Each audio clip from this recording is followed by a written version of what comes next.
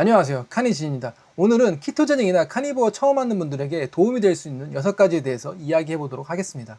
첫 번째, 부족한 지식으로 하루아침에 식단을 시작하지 말라입니다. 대부분 많은 분들이 하루아침에 키토나 카니보어 식단을 시작할 거라고 예상을 해요. 저도 그랬습니다. 근데 이게 운동이라든지 다른 취미들은 이렇게 한 번에 올인을 해도 되는데, 특히 카니보어 식단을 이렇게 하는 건 절대 추천하지 않습니다. 여러분의 몸이 몇십 년 동안 고지방식을 해본 적도 없거니와 며칠 이내에 키토시스에 진입한다고 하더라도 여러분의 몸은 키톤체를 잘 사용할 수 없습니다. 그래서 제대로 적응하는데 6개월에서 1년이라는 시간이 걸리거든요. 그래서 키토나 카니보어를 시작하고 나서 운동 퍼포먼스가 떨어져가지고 이 기간을 참지 못하고 탄수를 먹거나 카니라이스를 하시는 분들을 많이 볼 수가 있어요. 그래서 제가 추천하는 거는 키토든 카니보어든 한 3개월에 걸쳐서 조금씩 줄이는 겁니다.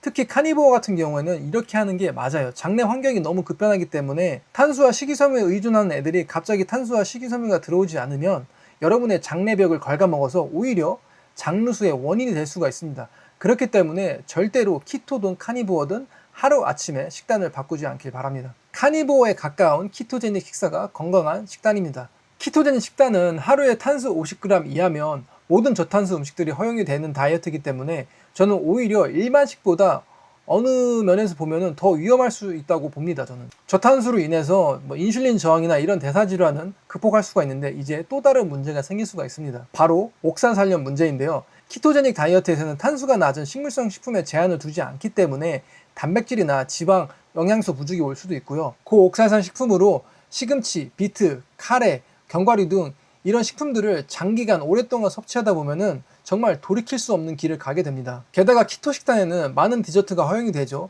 이런 키토 디저트들은 대부분 아몬드 밀가루로 만들어집니다. 이 아몬드 밀가루는 오메가6 문제도 있지만은 옥산산염 문제가 가장 크다고 볼 수 있는데요. 그래서 저 같은 경우는 그냥 차라리 빵을 먹는 게 낫다고 생각할 정도예요. 진짜로. 저 같은 경우는 키토 식단 1년 차에 진짜 정말 옥산산염을 많이 먹어갖고 이 옥산산염을 끊었는데도 불구하고 거의 한 4년에서 5년 동안 고생을 했습니다. 옥산살염의 전문가 살리 노튼도 이 옥산살염에 많이 노출된 사람은 길게는 9년에서 10년까지 걸린다고 합니다.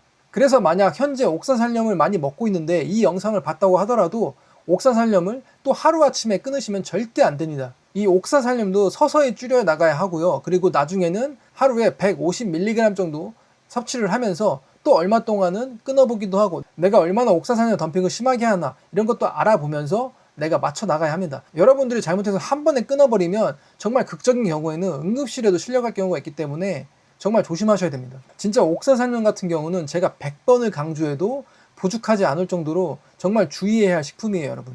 세 번째, 식단 초기에는 영양제를 어느 정도 쓰는 게 오히려 도움이 될 수가 있습니다. 특히 초반에는 지방 대사가 잘 안 되기 때문에 설사를 하거나 속이 더부룩해서 트림이나 방구를 많이 할 수도 있는데요. 이럴 때는 HCl, 옥스바일, 라이페즈가 들어있는 지방 소화 요소 또는 담즙 생산을 도와줄 수 있는 밀크시스도 추가할 수가 있습니다. 그래서 그냥 무식하게 언젠가 소화 잘 되겠지 하지 마시고 이런 영양제의 도움을 받아서 하는 게 오히려 수월할 수가 있습니다. 그리고 이런 영양제의 도움을 받는다고 소화 능력이 저하되거나 그런 게 아니거든요. 그래서 내가 이걸 먹다가 소화가 잘 되기 시작하면 영양제 끊어도 아무 문제가 없습니다. 네 번째, 단식이 좋다고 해서 너무 많이 하지 마세요. 저번 영상에서 제가 말했다시피 단식이 좋다고 해서 키토 1년 동안 단식을 정말 너무 해가지고 제 근육이 다 녹아버렸거든요. 그래서 제 의견은 오히려 초반에 간헐적 단식도 하지 말고 그냥 내가 동물성 식품을 최대한 배 터질 때까지 먹는 게 베스트입니다. 그리고 이렇게 배를 좀 채워줘야 치팅 생각을 정말 안 하게 됩니다. 왜냐면 식단 초기에는 내가 과거에 먹었던 음식들이 너무나도 많이 생각나기 때문에 최대한 배를 채워야 이 치팅을 줄일 수가 있어요. 그리고 키토제닉이나 카니보어를 하게 되면은 이제 단백질이나 지방식은 포만감을 빨리 올리거든요. 그래서 숟가락을 빨리 내려놓는 분들이 있습니다. 그래서 가끔 보다 보면은 하루에 칼로리를 1000칼로리 정도밖에 먹지 않는 분들이 있어요. 여성분들은 이러면 카니보어나 키토제닉을 하더라도 생리가 끊길 수도 있고요. 남녀노소를 떠나서 카니보어를 하더라도요, 이 저칼로리 식단을 오래 하다 보면은 갑상선 기능도 떨어지고요, 신진대사도 떨어지기 때문에 이 점 유의해서 충분히 드셔줘야 됩니다. 다섯 번째, 키토제닉 카니보어 식사는 단백질을 많이 먹는 식사가 아니라요, 지방을 많이 먹는 식사입니다. 칼로리적으로 보면은 단백질은 20%에서 25% 정도, 지방은 70%에서 75% 정도가 되는데요. 탄수화물 단백질에 비해 지방이 2배가 되죠. 그래서 단백질하고 지방을 1대1 맞추면 완벽한 식사가 됩니다. 당연히 여기서 지방을 조금 더 높여도 문제가 되지는 않아요. 예를 들어서 내가 등심을 먹거나 80대 20 다짐육, 계란을 먹으면 내가 단백질 지방을 그렇게 계산을 할 필요가 없어요. 이제 계란 같은 경우는 버터만 뭐 한두 스푼 더 추가해주면 되고요. 왜냐면 얘네들은 거의 단백질과 지방이 1대1로 비례합니다. 그래서 내가 만약 저지방 고기를 먹는다 그럴 때는 뭐 버터를 추가하거나 뭐 다른 소지방 아니면 양지방을 추가해서 더 식사를 하시면 됩니다. 이제 또 이제 식단에 적응하면은 살을 이제 빼고 싶은 분들이 있잖아요.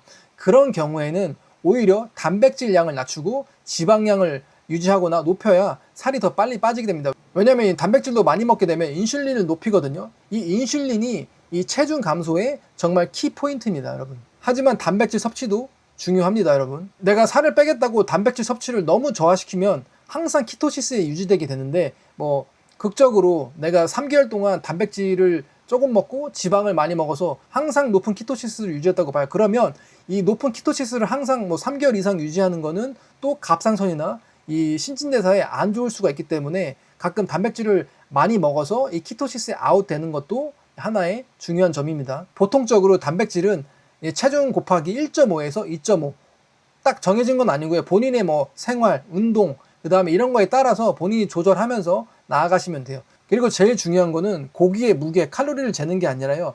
내 몸의 생체 신호를 잘 듣는 거예요. 배고픔, 그 다음에 포만감, 이제 호르몬으로는 그렐린하고 렙틴 호르몬이 있겠죠. 이게 건강해지면은 이 호르몬들이 잘 작용을 해서 내가 적당히 먹으면 배가 차고 그리고 내가 음식이 필요할 때 배가 고파지거든요. 이 신호를 나중에는 잘 따라서 굳이 음식을 잴 필요가 없습니다. 여섯 번째, 너무 많은 유제품 섭취입니다. 유제품도 키토 카니보어 식품에 들어가기 때문에 많이 즐기시는 분들이 있는데요. 하지만 몸이 안 좋으신 분들은 초반에 유제품을 별로 추천하지 않습니다. 왜냐하면 이 유제품은 혈당은 올리진 않지만 탄수만큼 인슐린을 높이기 때문인데요. 키토제닉이나 카니보어 같이 기존에 먹던 음식을 제거하다 보면은 이 사람이 본능적으로 다른 음식들을 많이 먹게 돼 있어요. 근데 보통적으로 이 유제품에 손이 많이 갑니다. 왜? 맛있거든요. 그래서 대사질환이나 몸이 안 좋은 분들은 키토나 카니보어 시작해서 내가 막 다른 음식도 먹고 싶다고 하더라도 초반에는 웬만하면은 유제품을 피하시고 어느 정도 건강해졌을 때 유제품을 조금씩 추가하는 게 도움이 될 수가 있습니다. 그렇다고 유제품이 나쁜 음식은 아니고요. 유제품은 진짜 고열량, 고영양 식품이 될 수 있어요. 특히 비살균 우유로 만들어진 이 치즈들은 유산균도 있고 정말 영양이 풍부하기 때문에 나중에는 정말 식단에 고영양소 식품으로 활용할 수 있는 좋은 식품입니다.